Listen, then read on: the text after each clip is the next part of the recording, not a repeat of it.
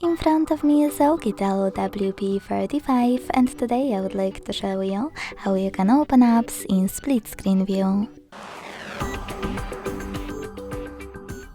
Begin by launching one of your apps you wish to use in this view and then launching a second one. When you finished, access both of them in the background and decide which one you wish to use at the top half of your screen. Then click on those three dots at the top right corner of it and select split screen.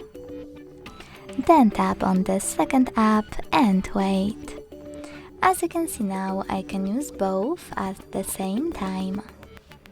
If you wish to go back from this mode, drag one of your apps all the way down or all the way up and tap on Home button. Thanks so much for watching. If you enjoyed this video, don't forget to leave a like, comment and subscribe. Bye!